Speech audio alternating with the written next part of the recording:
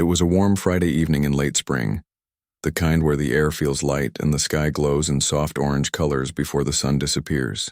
In a small, quiet town surrounded by tall oak trees and old brick houses, 17-year-old Lily Carter was getting ready for what she called just a normal night out.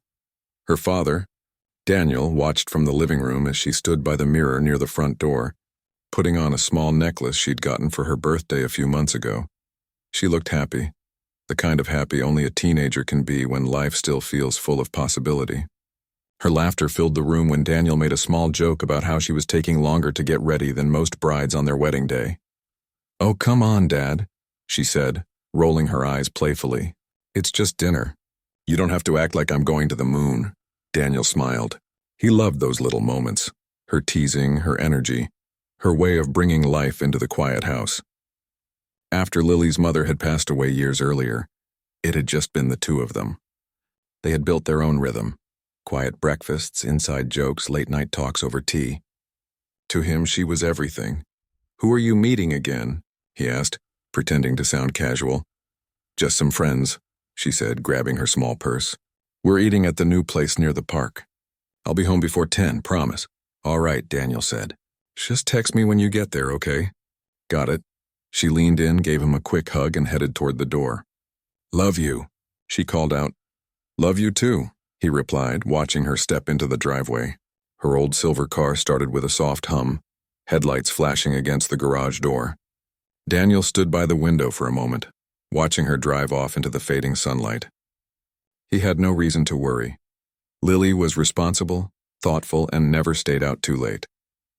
Still, like any father, there was always that quiet flicker of concern he couldn't explain. He made himself some coffee, sat on the couch, and flipped through the news. Hours passed quietly. The sound of the refrigerator, the hum of the ceiling fan, and the ticking of the old wall clock filled the house. Around 10 o'clock, Daniel checked his phone. No message yet. Maybe she lost track of time, he thought. Teenagers did that sometimes. By 10:30, he sent her a text. "Everything okay?" No reply. He waited. Checked again. Called her once. No answer. Tried again, straight to voicemail. He frowned. That wasn't like her. She always replied, even if it was just a quick "I'm fine." He tried to calm himself. Maybe the restaurant had poor signal. Or maybe she was driving home. He turned on the porch light, expecting to see her car pull up any minute. But the minutes turned into an hour. Then 2. By midnight, his heart was racing. He called one of her friends, a classmate named Jenna, and asked if Lily had been with her. The girl sounded confused and said she hadn't seen Lily that night. They hadn't made any plans together. Daniel's stomach tightened. He hung up and started calling every person he could think of, neighbors, school friends, even the restaurant she'd mentioned. But no one had seen her. By 1 in the morning, he called the police. A small group of officers arrived soon after, their flashing lights painting red and blue streaks across the quiet street. They asked questions. When was the last time he saw her, what she was wearing, what kind of car she drove? Daniel tried to stay calm, but his hands shook as he answered. The officer took notes and promised they'd issue an alert right away. When the night finally gave way to dawn, Daniel sat on the edge of the couch, staring at her empty room. The bed was neatly made, her favorite stuffed bear sitting by the pillow. On the nightstand lay a small notebook filled with doodles and quotes she loved. Everything in that room screamed of her, and the silence around it was unbearable. The next few days were a blur. Flyers with Lily's picture were taped to every street lamp, grocery store, and gas station in town. Volunteers helped search the nearby woods and park areas. Reporters came and went asking questions, filming short clips for the evening news. Daniel answered every one of them, even when his voice cracked. He just wanted someone, anyone, to notice something. But days turned into weeks, and there were no leads. The police found her car 2 days after she disappeared, parked neatly at the edge of a grocery store parking lot, miles away from the restaurant she had mentioned. The doors were locked, and her purse was still on the passenger seat. The keys were gone. Her phone was missing too. There were no signs of a struggle, no fingerprints that didn't belong to her. It was as if she had just parked, stepped out, and vanished into thin air. Each morning, Daniel woke up hoping to hear the sound of her footsteps in the hallway, the sound he had taken for granted. But every morning brought only silence. He went to work less and less, spending most of his time driving around following rumors. Someone said they saw a girl who looked like Lily at a gas station 2 towns away. Another claimed she had been at a train station late at night. Every time Daniel followed the lead, and every time it ended in disappointment. The officers tried their best, but after months without progress, the search slowed down. The news stopped covering it. People moved on. Only Daniel didn't. He kept her room the same. He couldn't bring himself to move her things or wash her favorite hoodie hanging by the door. Sometimes, when the sun went down and the house filled with shadows, he swore he could still hear her humming softly, the way she used to while studying. The neighbors stopped asking questions after a while. They would just offer soft nods or quiet sympathy when they saw him sitting alone on the porch. Every evening he looked down the street, half expecting her silver car to turn the corner. He even kept the porch light on, the same one that had been glowing the night she left. That light became his symbol of hope. One afternoon, about 3 months after her disappearance, a detective came by. His tone was gentle but direct. "Mr. Carter," he said, "we're still working on this, but I need to be honest, we don't have much left to go on." Daniel nodded, but his eyes were empty. "I understand," he said quietly, "but I'm not giving up." The detective placed a hand on his shoulder and left. That night, Daniel sat by the window with a cup of cold coffee, staring at the road. His mind replayed every moment of that last day. Her laughter, her promise to be home by 10, the sound of her car fading away. If only he had asked where she was really going. If only he had stopped her for one more hug, but the if-only thoughts were endless. Time has a strange way of moving after a loss like that. Some days passed in a blur. Others dragged on painfully slow. Birthdays came and went. The world kept spinning. But Daniel's life had frozen in that single Friday evening. He joined online groups for families of missing persons. He talked to others who knew the same pain, the pain of not knowing.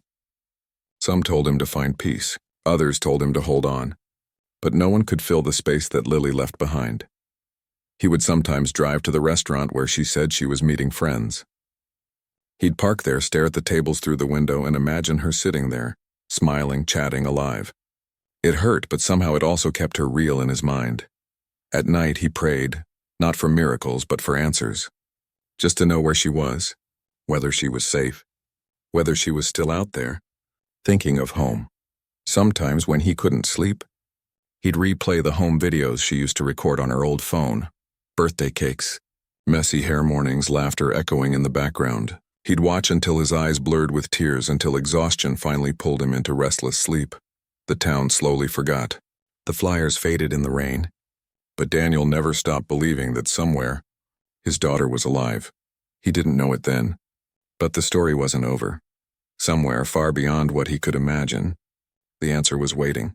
And years later, it would find him when he least expected it on a random night, through the glow of a television screen. But for now, the world stayed quiet, holding its breath just like Daniel, waiting for something, anything, to bring her home. The summer after Lily disappeared felt endless. The air was heavy, the days long, and the silence inside Daniel's house deeper than ever. Every sound made him turn his head. A car door slamming outside, footsteps on the sidewalk, laughter drifting from down the street. Every small noise made his heart jump, thinking for a second that maybe it was her. But it never was. He stopped counting the days. Instead, he counted the times the phone rang, hoping it would be someone calling with news. Most days it didn't ring at all. The police still checked in, but their tone had changed. They were kind but cautious, speaking slower now, softer, as if afraid to stir up too much hope. "We're doing everything we can," they would say. But Daniel could hear what they didn't say, that sometimes people just don't come back. He refused to accept that. Every morning, before sunrise, he got in his car and drove the same roads, the same back streets and highways, tracing routes Lily might have taken. He memorized every gas station, every rest stop, every place with a camera. He carried her missing poster everywhere he went, tucking them under windshield wipers and taping them to store windows. Some shop owners smiled politely.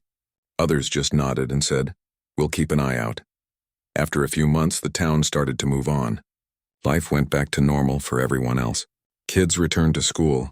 New families moved into the neighborhood. and the restaurant Lily had mentioned became popular, a place full of laughter and lights, where no one remembered the missing girl from a year before. But Daniel remembered. He still set a plate for her at dinner sometimes without realizing it. He still opened the front door at sunset and stood on the porch just in case. Then one afternoon, about a year after she vanished, he got a call from a detective.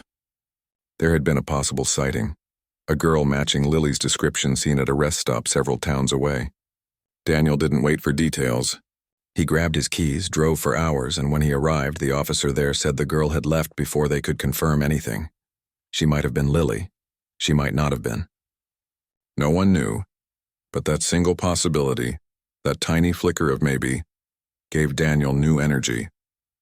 It was proof she could still be out there. He printed more flyers, joined every missing persons forum he could find, and spent nights emailing people who said they had seen something. Most tips led nowhere. Some were clearly mistakes, but he answered every one. The seasons kept changing. By the second year, Daniel's friends began to gently tell him he needed to take care of himself. His co-workers at the auto shop noticed how thin and tired he looked. He barely ate, barely slept, but when he closed his eyes, all he could see was her face, that last smile before she drove away. Sometimes he dreamed that she was knocking on the door, and he'd wake up rushing to open it, only to find the porch empty. The ache in his chest never went away, but he learned to live around it. He learned to make coffee without waiting for her to join him. He learned to watch the news without expecting to see her name scroll across the bottom of the screen. Still, he couldn't bring himself to give up. He started working with a volunteer search group, people who helped families like his. They taught him how to read reports, check old cases, even how to request public records. Daniel turned his grief into work. He didn't want sympathy. He wanted answers. Every folder on his desk held part of the puzzle: phone records, maps, statements, and photos of the car found near that grocery store. He'd stare at them for hours, looking for something he might have missed. But the truth was, he didn't know what he was looking for anymore. Sometimes, when exhaustion hit, he'd look around his quiet house and realize he hadn't spoken to another person all day. The loneliness pressed down hard, especially on holidays. He used to decorate the tree with Lily, laughing about who hung the ornaments straighter. Now the box of decorations sat untouched in the attic. Still, he couldn't leave the town. Every corner, every street held a memory of her. Then came the third year. By now, Daniel had learned how to hide his pain better. To the outside world, he looked like a man who had finally accepted reality, but inside he hadn't. He was still searching, even if he didn't say it out loud anymore. One evening, while walking home from the store, he stopped at the park near the lake, the one where he and Lily used to feed the ducks when she was little. The water was still, reflecting the sunset in pink and gold. He sat there for a long time thinking about how fast life had changed. He whispered quietly, "Where are you, kiddo?" The wind rustled through the trees, but there was no answer. A few weeks later, he got a call from an unknown number. It was a woman from a missing persons organization who had read about Lily's case online. She asked if he'd be willing to tell her story for an awareness video they were putting together. Daniel hesitated at first. The thought of speaking about it again scared him. But then he realized maybe someone watching could recognize something, remember something, so he agreed. The filming took place in a small studio, nothing fancy. Just a chair, a camera, and a microphone. Daniel sat there, his hands folded tightly in his lap, and told the story. How Lily left for dinner, how her car was found, how not knowing was worse than anything else. The interviewer asked, "What would you say if she could hear you now?" Daniel's voice broke a little. "I'd tell her I never stopped looking, and I never will." The video was shared online, and for a short time it brought her story back into people's minds. New messages came in. More tips, more people saying they thought they saw someone like her. Most turned out to be false alarms, but Daniel didn't regret doing it. At least people remembered her name again. By the fourth year, the ache had settled into something quieter. The days didn't feel as sharp, but the emptiness was still there. He learned how to smile at neighbors again, how to carry small conversations, but inside, a part of him was always waiting. He'd become known around town as the man who never gave up. Sometimes strangers would approach him in stores, telling him they admired his strength. But Daniel didn't feel strong. He just felt unfinished, like a story still missing its last page. He began volunteering with the same group that once helped him. He spoke to other families who were living through the same nightmare. He told them to hold on, to keep pushing, to never assume the worst until they had proof. People found comfort in his words, and in a way that helped him too. It gave his pain a purpose. Every night before bed he'd whisper a quiet prayer, not for miracles, just for one small sign that his daughter was okay. Then one evening, about 5 years after that night, Daniel was home, half watching television while eating dinner. He rarely paid attention to what was on anymore.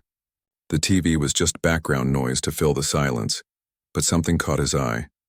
A charity event being broadcast live from another state. The screen showed a crowd of volunteers handing out food and supplies. The camera moved slowly, showing faces, laughter, and smiles. And then, for just a moment, it froze on a young woman in a blue shirt, laughing as she handed a bottle of water to a child. Daniel's fork stopped mid-air. His breath caught in his throat. He leaned closer to the screen, heart pounding. The girl looked just like Lily, the same eyes, the same small scar near her temple from when she fell off her bike as a kid. It couldn't be. He replayed the clip again and again. Every time the resemblance was there, not just in her face, but in the way she moved, the way she smiled. He sat frozen, unable to look away. His hands trembled as he grabbed his phone, taking a picture of the TV screen. His heart was racing so hard it almost hurt. "Lily," he whispered. He didn't sleep that night. He watched the clip dozens of times, searching for doubt, any reason to tell himself it wasn't her. But deep down, something in him knew. A father knows. The next morning, he called the local station that aired the event. They directed him to the organization that hosted it. He explained everything, the resemblance, the missing case, the years of searching. The woman on the phone promised to contact the event organizers and get back to him.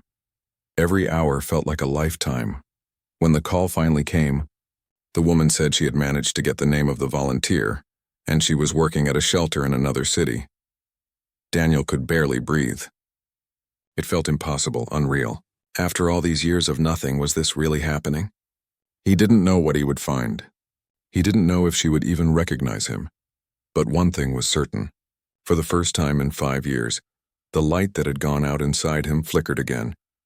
And as he got ready to drive to that city, his hands shaking with a mixture of hope and fear, Daniel whispered to himself the same words he'd said every night since she left.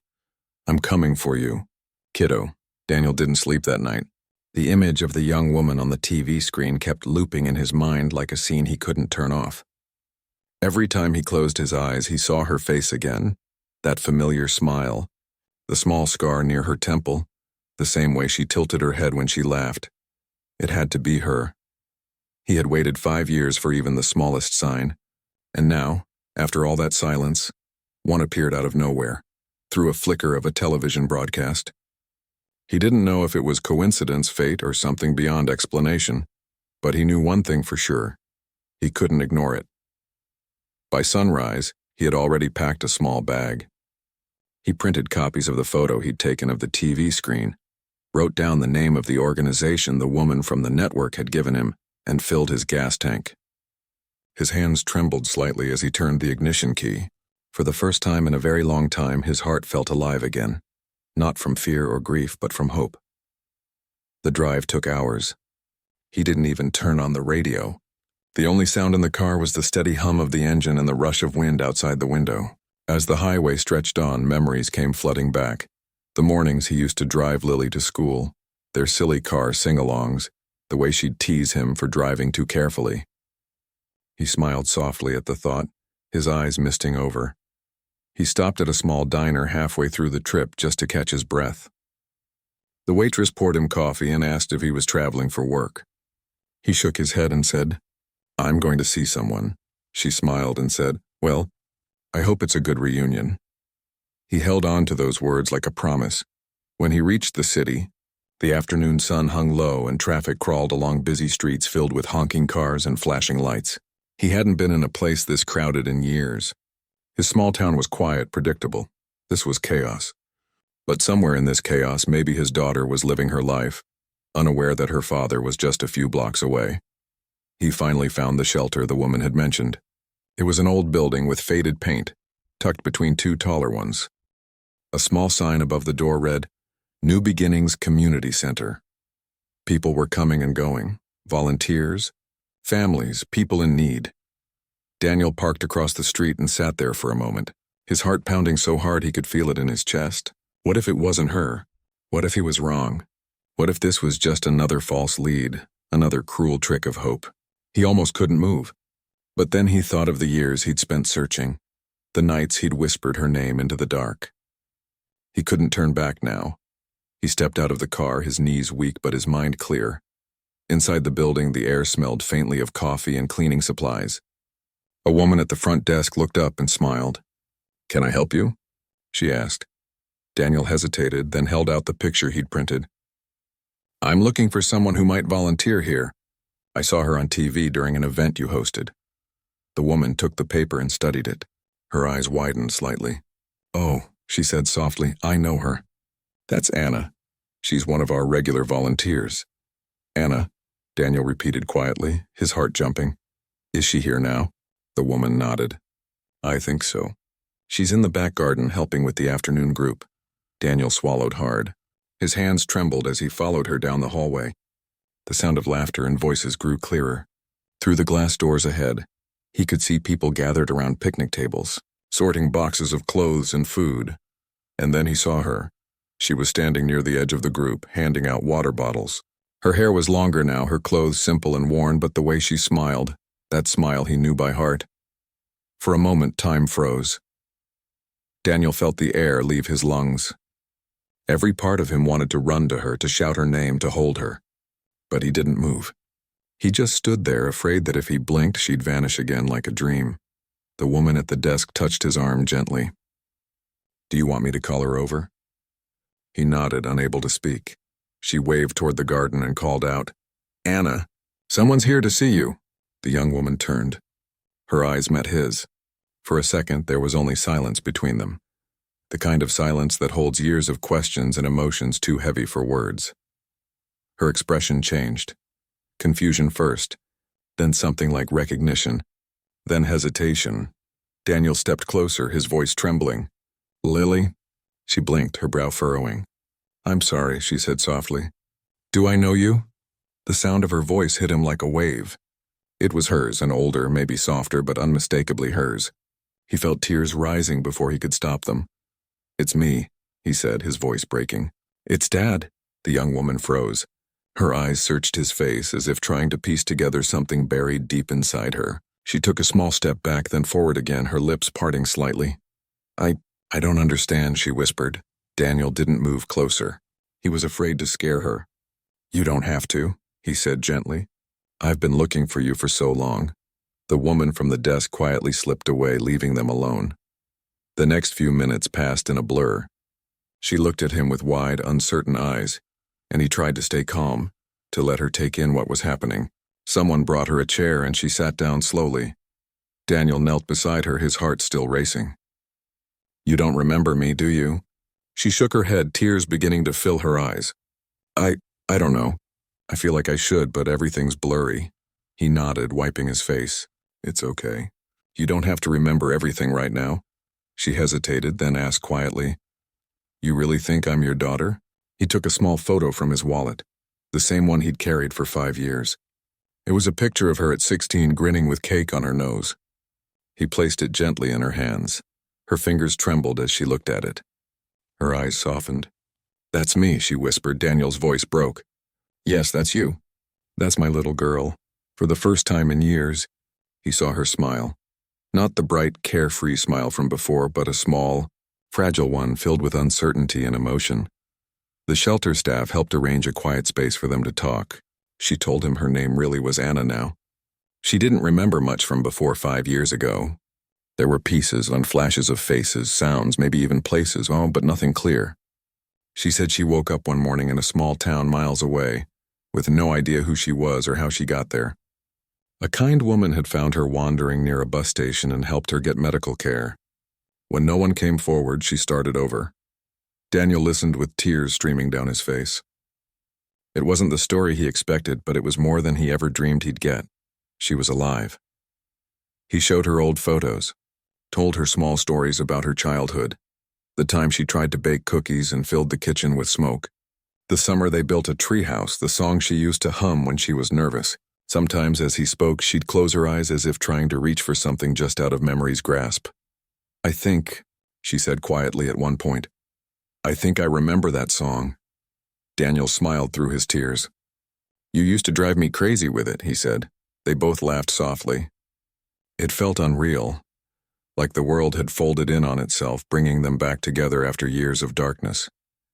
When it was time to leave, she hesitated. "I don't know what happens next," she said honestly. "You don't have to know," Daniel replied. "We'll take it one day at a time." She nodded slowly. "I'm scared," she admitted. "I am too," he said. "But I'd rather be scared with you than without you." That night, Daniel stayed in a small motel nearby. He couldn't sleep, but for the first time in years, it wasn't because of grief. It was because his mind was racing with hope.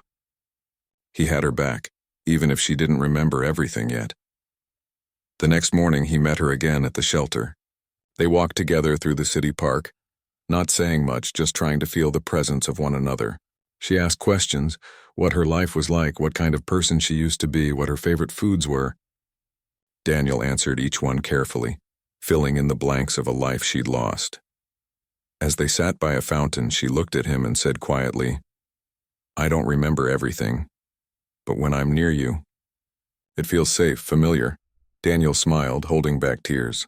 "That's all that matters right now." For the first time in 5 long years, the world felt warm again. And though he didn't know what challenges would come next, the healing, the memories, the truth about what happened, Daniel knew one thing for certain: the long, silent search was finally over. He had found his daughter again, and no matter how much time it took, he would help her remember the home and the love that had never stopped waiting for her. The days that followed felt almost unreal to Daniel. After 5 long years of searching, of wondering if his daughter was even alive, she was suddenly here again. Real, breathing, standing in front of him. Every time he saw her smile, even for a second, it felt like a miracle he couldn't quite believe was happening. But things weren't simple.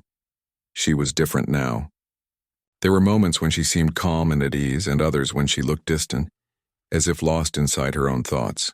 Sometimes she stared at familiar things, a picture of their old house, a song playing on the radio, and something would flicker in her eyes, like a faint spark of memory trying to come alive. But then it would fade, leaving her confused again. Daniel didn't push her. He didn't ask too many questions about what had happened. He knew she was fragile, and the last thing he wanted was to scare her or cause pain. All he cared about was being there, quietly, patiently, so she knew she wasn't alone anymore. He stayed in the city for a while, renting a small apartment nearby. Every morning, he picked her up from the shelter after her volunteer shift, and they spent time together, walking through parks, visiting bookstores, grabbing coffee, or just sitting in the car listening to music. It wasn't about doing big things. It was about rebuilding something ordinary, something real. Sometimes when she was quiet, Daniel would catch her watching him, as if she was studying his face, trying to connect it to a memory she couldn't reach. One afternoon while they were walking along the river, she said softly, "When I look at you, I feel something. It's not memory exactly. It's more like warmth." Daniel smiled, his voice gentle. "That's love," he said. "It doesn't always need memories to exist." She smiled back, and for a moment, he saw a glimpse of the girl he used to know, the light in her eyes, the quiet confidence.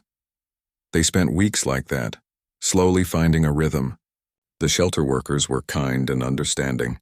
They encouraged her to reconnect with her past, but also to move at her own pace. A social worker helped her set up medical appointments and therapy sessions to explore her memory loss. One of the therapists explained that sometimes, when people experience deep shock or trauma, their minds block certain memories as a way to protect themselves. Memories can come back, the therapist told Daniel, but they can also stay hidden for years. What's important is that she feels safe. Daniel took that advice to heart. Every word, every moment, he made sure she knew she was safe. He even brought her small things from home, her old necklace, a photo album, and the stuffed bear that had sat on her bed for years. When he handed it to her, she ran her fingers over its soft fabric, her eyes filling with tears. "This feels familiar," she whispered. It used to sleep next to you every night, Daniel said, his voice breaking a little. She smiled through her tears. Maybe it still should. That night when he dropped her off, she hugged him tightly, really hugged him, for the first time. He held her for a long moment, not wanting to let go. As the weeks went by, small memories started to surface for her, flashes of her childhood, the way their kitchen smelled after baking cookies, the sound of her dad's laughter, the color of her bedroom walls. None of it came in full pieces, but each fragment was a small victory. One evening, she said, "I remember the lake. You used to take me there to feed the ducks, didn't you?" Daniel smiled, his eyes misty. "Every Sunday," he said. "You always tried to name them." "I remember," she whispered, smiling softly. "There was one I called Lucky." Hearing that name, something only the two of them had shared, made Daniel's heart ache in the best possible way. It meant she was coming back little by little, but alongside the joy there were questions. She didn't know where she had been for those 5 years. She only remembered waking up one morning in a small town, feeling dizzy and lost with no idea who she was. The doctors she saw then had said she might have amnesia.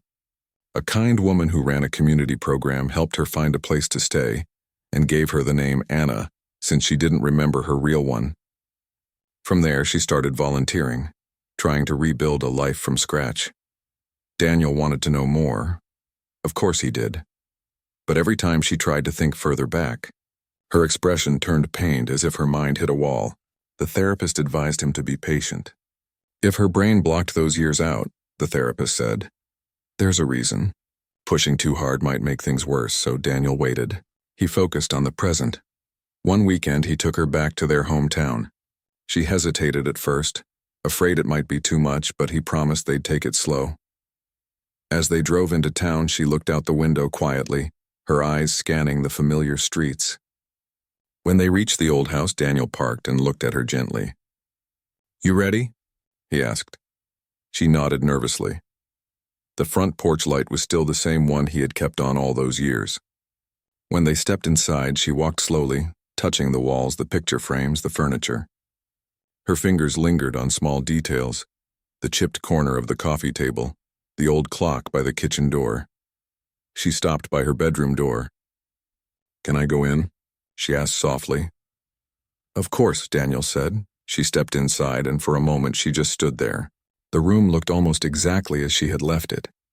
The same posters, the same books on the shelf, even the same blanket folded neatly on her bed.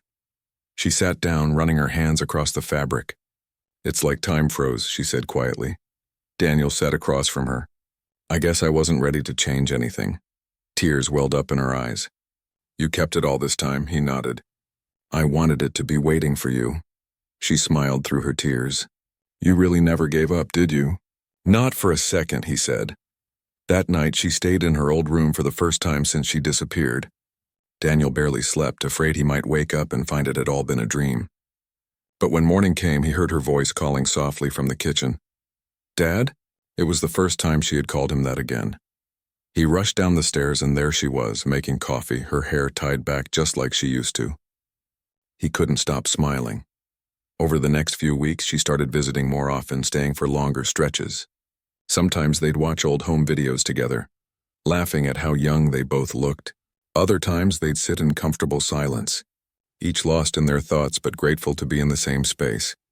Then one afternoon, she mentioned something unexpected. "I had a dream last night," she said. "It was strange. I was standing somewhere, maybe a bus station, and someone was calling my name. Not Anna, my real name. It sounded far away, but it felt real." Daniel leaned forward, careful not to show too much excitement. "That's good," he said softly. "It means your mind's starting to remember." She nodded slowly. "It's scary, though. I don't know what I'll find when I remember everything." He reached for her hand. "Whatever it is, we'll face it together. You're not alone anymore." She smiled faintly and squeezed his hand. That evening, after she went to bed, Daniel sat outside on the porch. The sky was clear, stars bright above the trees. For the first time in years, the house didn't feel empty. There was light again, real, living light, coming from her room. He whispered a quiet thank you to no one in particular. Maybe to the universe, maybe to fate, maybe to his daughter for surviving. As the days passed, she grew stronger, more comfortable, more herself. She started writing down what she could remember in a small notebook. Names, places, feelings. Some pages were just random thoughts, but others held small flashes of memory that slowly pieced her story together. One day, she came to Daniel with the notebook open. "I think I'm starting to remember more," she said. "It's still blurry, but it's coming back little by little." Daniel smiled gently. "That's all that matters," he said. "One step at a time." She nodded, her eyes soft. "I don't know where I was all those years, but I do know one thing now. I wasn't lost forever." "You found me." Daniel felt his throat tighten. "I never stopped looking." And for the first time since that dark Friday night 5 years ago, he truly felt peace. He didn't know what the future held or what memories would return, but it didn't matter. His daughter was home, and together, they had time. Time to rebuild, time to heal, and time to discover the rest of the story that life had kept waiting for them. The morning sun poured softly through the kitchen window as Daniel brewed a pot of coffee. The gentle hum of the coffee maker filled the quiet air. He had gotten used to these calm mornings again. The sound of another person moving around the house, the soft footsteps down the hall, the gentle hum of a tune being sung. It made the place feel alive in a way it hadn't for so many years. His daughter walked in, wrapped in a light sweater, her hair still damp from a shower. She smiled, that familiar warm smile that once lit up his whole world. "You're up early," she said, taking a seat at the table. "I could say the same to you," he replied, pouring 2 cups. "Couldn't sleep?" "Not really," she said softly. "I was thinking about everything." Daniel sat across from her. He had learned not to push when she said things like that. Sometimes her thoughts led to good memories, and sometimes they brought back the foggy flashes that still scared her. She took a slow sip of coffee and looked out the window. "I dreamed again," she said after a while. "But this time it was clearer. I was somewhere near the water. I remember seeing a big bridge, and I remember calling out for someone." Daniel's heart skipped. "Do you remember who?" She shook her head. "No, but I remember how it felt. I wasn't afraid in the dream, I just wanted to go home." He nodded, his eyes kind. "Maybe your mind is trying to take you back little by little." She smiled faintly. "Maybe." They sat quietly for a while, both lost in their own thoughts. The house felt calm, peaceful even. But Daniel knew healing didn't happen in a straight line. Some days she was full of light. Others she fell silent, staring at the wall as if searching for something that wasn't there. A week later, something unexpected happened. A local reporter who had covered Emily's disappearance years earlier contacted Daniel. The reporter was putting together a short feature about long-term missing persons cases, ones that had found resolution. "It's a story of hope," the reporter said. "Would your daughter be willing to talk about it?" At first, Daniel hesitated. He didn't want to pressure her or stir painful memories. But when he asked her about it, she surprised him by saying yes. "Maybe it's time," she said. "Maybe telling the story will help me remember the rest." The day of the interview came quietly. A small team set up in the living room. Lights, cameras, and microphones. The reporter, a kind woman with a gentle tone, sat opposite her on the couch. Daniel stayed nearby, out of the frame, but close enough that she could see him if she needed comfort. When the questions began, her voice trembled at first. She talked about the years she couldn't remember. How she had woken up one day with no name, no past, just a strange emptiness. She talked about the people who had helped her rebuild her life and how one night everything changed when a man on TV recognized her, her father. As she spoke, her voice grew steadier. She smiled when she mentioned him. "I didn't know who he was at first," she said softly, "but something inside me just knew I could trust him." The reporter asked what it was like to see him again after so long.